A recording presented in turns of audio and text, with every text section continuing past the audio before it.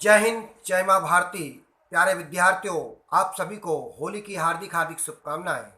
जैसे कि होली पर्व पास में आने वाला है और मेरे मित्रों ने, मेरे विद्यार्थियों ने मुझसे कहा कि सर होली पर कुछ ना कुछ आप बोलिए, होलिका के बारे में कुछ ना कुछ हमें बताइए। तो उसी को ध्यान में रखते हुए मैं आपके लिए होलिका का एक टॉपिक लेके आया हूँ। होली का एक टॉपिक लेके आया हूँ जो आपको मैं समझाने का प्रयास करूँगा। मेरे इस चैनल पर सब्सक्राइब, मेरे के या हम सबके चैनल पर, यह आपका चैनल है, इस साउसर आर्ट्स चैनल को आप सब्सक्राइब कीजिए, लाइक कीजिए, कमेंट्स कीजिए, ताकि आपको समसामयिक और साथ में राजनीतिक, इतिहास, भूगोल, 12th 11th की पार्ट चैप्टर आपको मिलते रहे।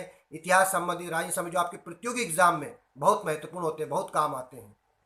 तो मेरे इस चैनल को सब्सक्राइब करते हैं तो आपको समय समय पर लाइक करते हैं, कमेंट्स करते हैं, बेल आइकन दबाते हैं, तो समय समय पर आपको ये जानकारियाँ प्राप्त होती रहेंगी, जिससे कि मैं उत्तेजित रहूँगा, उत्साहित रहूँगा और अधिक से अधिक आपके लिए वीडियो बनाता रहूँगा।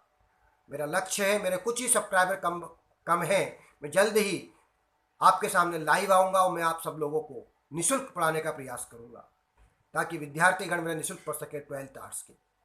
मेरा यही प्रयास है। एक आप सब्सक्राइब करते हैं, लाइक करते हैं, बेल आइकन दबाते हैं, आगे तक बढ़ाते हैं, तो यही आपके लिए पुण्य कार्य होगा।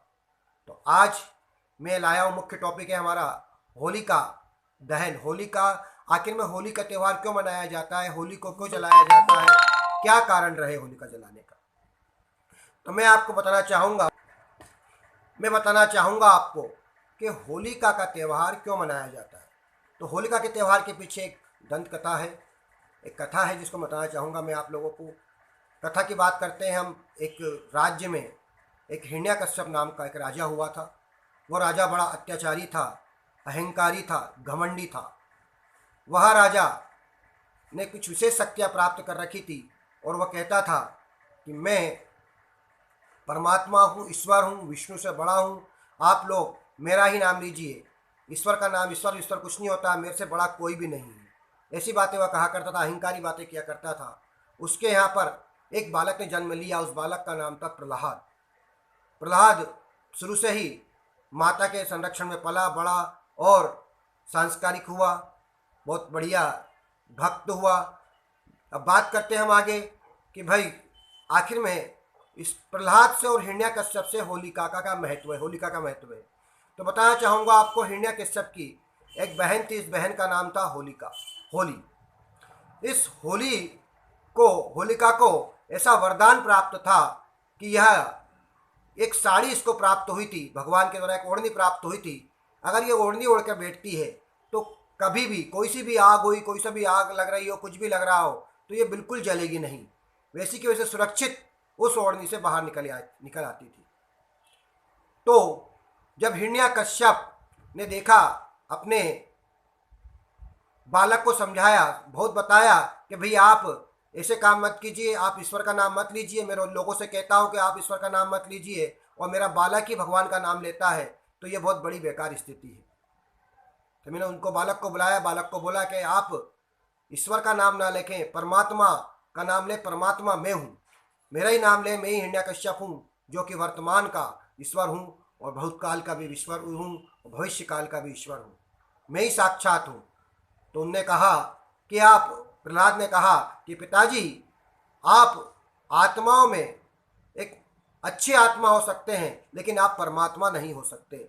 मानव में आप अति उत्तम मानव हो सकते हैं, लेकिन आप ईश्वर नहीं हो सकते। इसलिए ईश्वर से बड़ा कुछ भी नहीं है, ईश्वर से बड़ा कोई भी चीज़ नहीं होती है। तो जब उन्होंने प्रहलाद की इन बातों को हिरण्यकश्यप ने सुना, पिता ने सुना, तो उसको सांपों के ढेर में डलवा दिया। सांपों के ढेरों में डलवा, जो जहरीले सांप थे। लेकिन एक उस भगवान का नाम लेकर वह उसमें सांपों के बीच में बैठा रहा, एक भी सांप ने उसको डसा नहीं। वह बचकर पुनः आ गया, नारायण नारायण हरि हरि करने लगा। जब आया वापस राजा के पास, राजा के दरबार में आया, तो राजा को पुनः गुस्सा आया। उन्होंने अपनी होलिका को, बहन को तलब किया कि बहन, अब तुमको ही मेरे को इससे पार निकालना है, इसे दूर करना है इससे। ये बालक मेरी बात नहीं मानता है। तो तुरंत वहाँ पर लकड़ी जलाई गई, लकड़ी इकट्ठी की गई, लकड़ी का ढेर बनाया गया। लकड़ी के ऊपर होलिका को बिठाया गया। ओढ़नी होलिका ने ओढ़ी और साथ में प्रहलाद को भी उसने गोदी में बिठाया। प्रहलाद को गोदी में बिठाया, उस होलिका में आग लगाई गई। सब लोग, राजा महाराजा, सभी राजा थे, और अन्य जो प्रजा थी सब लोग देख रहे थे उस समय। तो होलिका को जब आग लगाई गई, होली जब उस लकड़ी में आग लगाई, होलिका को जब लग जलने लगी, तो होलिका ने ओढ़नी ओढ़ रखी थी, लेकिन उस ओढ़नी को उसने अपने प्रहलाद, अपने भतीजे को बचाने के लिए उस ओढ़नी का अधिक से अधिक भाग प्रहलाद के पास समला दिया, प्रहलाद को उड़ा दिया। जिससे क्या हुआ, प्रहलाद तो उस आग जलने के पश्चात बच गया, राम का नाम लेकर, हरि का नाम लेकर बच गया, लेकिन उसमें होलिका जल गई, होलिका समाप्त हो गई। उस होलिका की इस बलिदान को याद करते हुए वहाँ के निवासियों ने उसी टाइम से होली का त्यौहार मनाना प्रारंभ किया।